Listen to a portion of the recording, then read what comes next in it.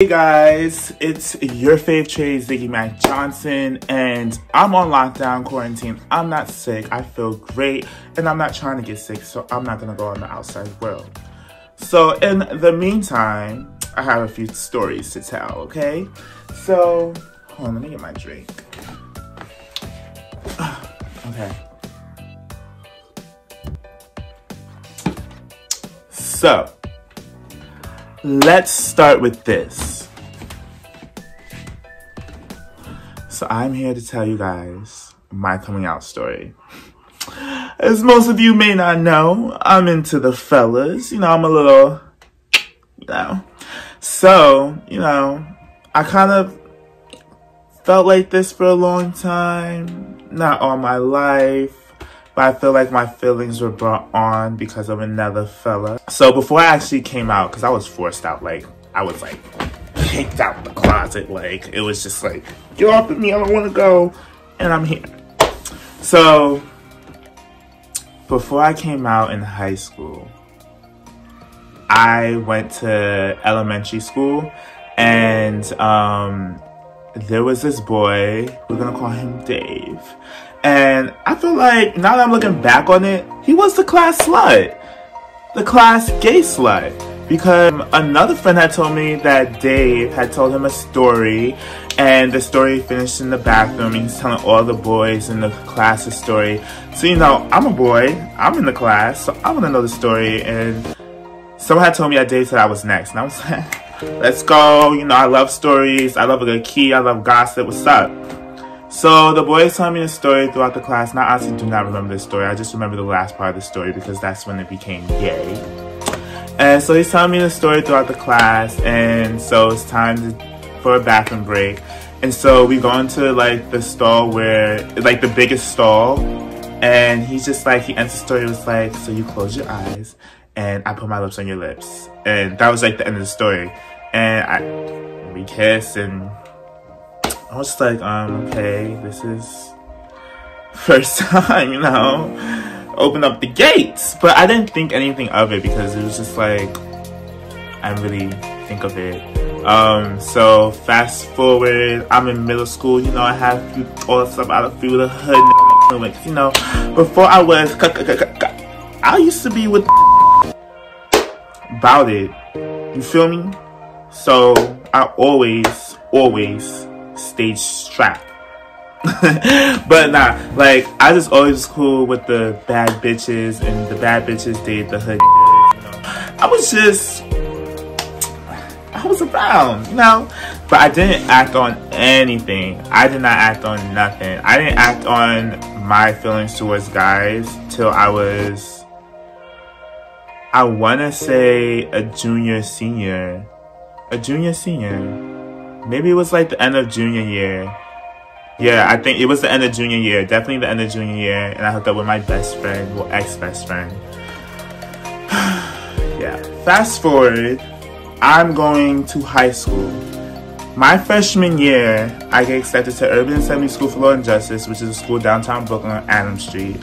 And it's kind of hood, but it's fun. I had a good time. So my mom wanted the best for me, as every mother should. Thanks, Mom. So she transferred me out of that school and transferred me to Xavier High School, an all-boys Catholic school in Union Square. When she did this, I literally was oh my gosh, this is it for me. I'm turning gay. I always had questions about my sexuality, but I never acted on it because of the fact that I was around non-gay shit. So it was just it wasn't a reason for me to act on it. So I knew, I was me going to this school, I'm about to be a slut bucket, a bottom of the barrel slut bucket. And I was totally wrong. I went to the school, I wasn't into none of the guys. I literally did not even speak my whole sophomore year. Yeah, because I transferred sophomore year. I did not speak to anybody my whole sophomore year, but that doesn't mean I wasn't a hoe on the outside of school. So this was the time during the whole Tumblr and Instagram phenomenon, when Instagram first came out and Tumblr was still a thing.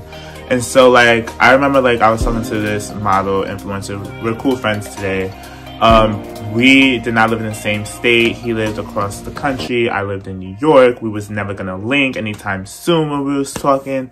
And, you know, we was talking spicy. Like, I was a spicy talker, regardless. I don't care. Like, I was one of those people, like, I would talk big in text, and when I get in front of you, I'm like,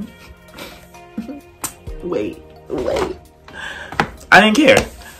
Because half the time I wouldn't even link you, so who cares? So I remember this one time, I was a senior in high school, and my parents didn't know. My twin sister knew, though, because so we were in high school. It was my senior year, and I remember I was taking a cinematic class, and I had to watch a movie. And by that time, my mom had moved my family and myself up to Westchester, which is the suburbs of New York City. So I was still having to take the train down into the city to go to high school. So the house that she bought, me and my sister had our own floor in the lower level. And, you know, the second floor was the kitchen, dining room, living room. Third floor, my mom's room with my stepdad, my sister's room, and my brother's room. So I could usually hear my mom come down the steps. So I was, this particular night, well, it was evening, after school, I was watching a movie on me and my sister's floor in the computer room, and I don't know why I didn't hear my mom come down the steps, and she like busted through the door, and I'm texting this boy, and like the last thing that was said, I told him my eyes hurting, and he said, was it because of the cum that I got into it? Now, let me tell y'all something. I ain't never had no cum in my eye, no cum in my mouth, no cum anywhere. So it was just like, it wasn't a real thing. Like, so I didn't think, oh, what? Like, I was just like, you so nasty. Like, like, but I knew it wasn't a real thing because that shit's not coming near my face. Sorry. We're having this conversation, you know, spices. And my mom busts through that door and she's like, what do you want for dinner? And I like quickly like just put it, it was the iPod Touch. Put the iPod Touch underneath like the table that I was watching the movie from, because I was watching it on a computer. So I put it underneath the table. So it's like on top of my lap, but it's not out in the open. And my mom's like, what are you doing? I was like, nothing. She was like, what are you hiding? I was like, nothing. And she was like, let me see. And I was just like, okay, this is it. This is the time. Like, here it goes. Like, I'm being pulled out. And so, like, as she pulled on my phone, I felt my gay spirit being pulled right out with the phone. So I said, you know, it was tussling. And I was just, you know, I'll say, let me let go and let God. Because honestly, I can't let this lie anymore. Like, I don't want to. Like, I want to be comfortable with boys around my family and stuff. Like, I don't want to, like, feel like I can't look at boys the way I want to look at boys when I'm out with my family. Because, you know, I'll be checking them out. You know, if we make, like, a lot of eye connection, like, I don't want my mom to be like, what the hell is that about? You know what it's about, sis.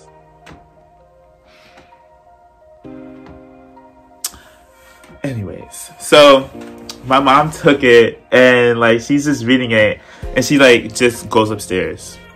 So she's going upstairs 2 flights.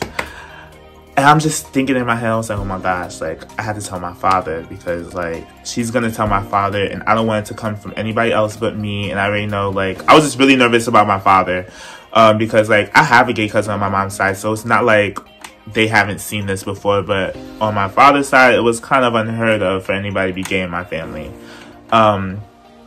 So I run up 1 flight of steps and I see my twin sister. I'm like, she knows.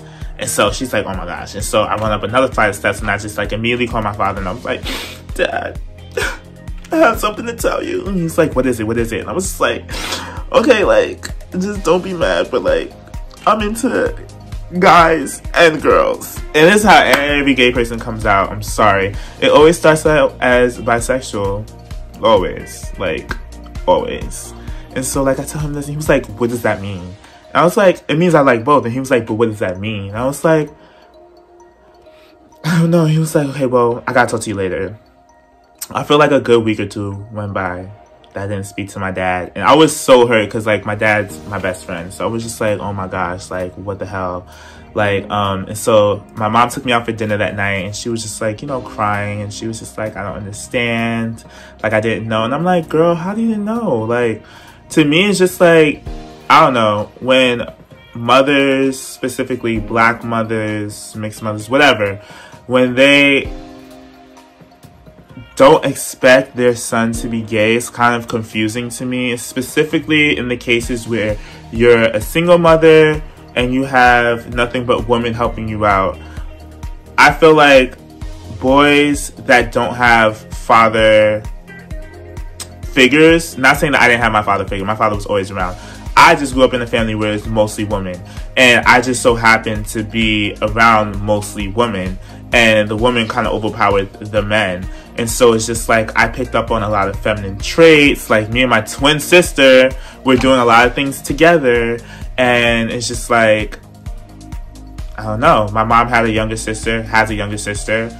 I was super close to her. Like, she was like my second mom. My mom's mother was like my third mom. It was just like, and then like all my aunts, my grandmother's sisters, all my great aunts, like all tried to raise us. And so it's just like I was around nothing but women. And so like it's just confusing to me that everybody finds it as a surprise when, hey, we grew up around nothing but women. It's either we become a womanizer or a woman. But she was just confused, and I just had to explain to her, like, this is it, like, I'm sorry. And so like I finally spoke to my dad, and he apologized, and he just felt like he was getting punished because he used to make fun of gay people when he was younger. And I told him, I was like, it ain't got nothing to do with that. Like, because when I first had these feelings, like, I thought it was wrong to feel a feeling about a guy. And so like I would pray, and I would just, you know, try to shut it out. But it's just like, I can't help what I get hard to. Like, I really can't. And so I don't want to be soft my whole life. Like, I do want some type of excitement. So, you know, I acted on it. So now I am fully out. My dad's still my best friend. I tell my dad everything. Like, I told him when I topped, I bottomed, I versed, I had a threesome with a girl. Like, I just told him everything. Because, you know, it's important that one of your parents knows everything. God forbid something happens to you and people go looking for you. People want the answers. Like, someone has to have the answers other than you. Someone gotta tell the story. So, but yeah, so now I am happy as ever. I could talk to whomever, whenever, however, and it's just a lovely day. So thanks for watching my story. Make sure to subscribe, like, comment, and tell me what else you want to hear. We have nothing but time, baby. Nothing but time.